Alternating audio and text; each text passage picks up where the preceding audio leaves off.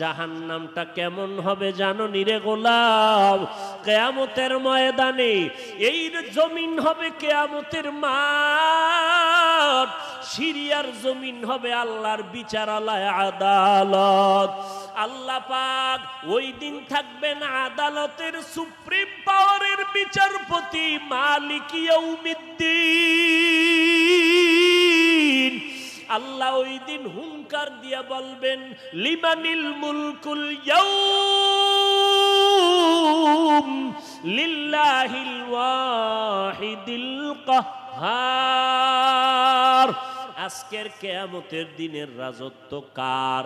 এই কথাটা যখন আল্লাহ জবানে বলবেন কুদরতে, আল্লাহর কুদরতের জবানের আওয়াজটা এত বড় বিকট হবে, হাসরের ময়দানের সব কোটি কোটি কোটি কোটি কোটি হাজার লাখ কোটি মানুষ উলঙ্গ, নারী পুরুষ উলঙ্গ, সূর্যটা মাথার উপরে। আল্লাহর এই হুঙ্কারে হাসরের ময়দানটা থরথর করে কেঁপে উঠবে। ওই মানুষগুলো বেহুশ বেকারার হয়ে যাবে, কেউ জবাব দিতে পারবে না। আল্লাহ নিজে জবাব দিয়া বলবেন, মহারাগে রাগান্বিত আল্লাহর। আল্লাহ সেদিন গুনাহগারের বেলায় কেমন রাগান্বিত হবেন। আল্লাহ বলবেন, সূর্য তুই কই? একটু নিচে নেমে আয়। সূর্যটা নিচে নেমে আসবে, মাথার বরাবর নেমে আসবে। আল্লাহ রাগান্বিত কুদরতের আওয়াজ দিয়া বলবে, সূর্য তোর যত মুখ উপরে আছে নিচের দিকে করে দাও, যত তাপ আছে জমিনের মধ্যে ছেড়ে দাও। সূর্যের যখন তাপগুলো ছেড়ে দেওয়া হবে, দুনিয়ার থেকে 9,30,00,000 মাইল উপরে সূর্য। দিনের বেলা ছিল, রাতের বেলা নাই।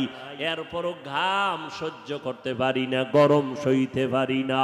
কিয়ামতের দিন আল্লাহর অর্ডারে যখন মাথার নিকটে আসবে, সূর্যের তাপ যখন ছেড়ে দিবে, এই মাটির জমিন পুড়িয়া তামা হয়ে যাবে।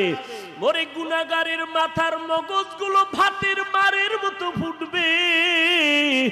পায়খানার রাস্তা দিয়া পেটের নাড়ি ভুঁড়ি গুলো পড়তে থাকবে। কান্না, চোখের পানি শেষ, রক্ত পড়া শুরু হয়ে যাবে। ওই কঠিন মুসিবতের সময় আমার নবী বলেন, যে নবীদের কোনো গুনাহ নাই তারাও শুধু কান্না করবেন, নাফসি নাফসি বলে কাঁদবেন। কেমন ভয়ঙ্কর হালাত হলে কান্না করবেন।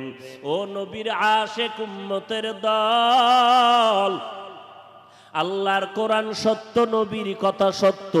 আমার নবী জীবনে একটা মিথ্যা কথা বলেন নাই।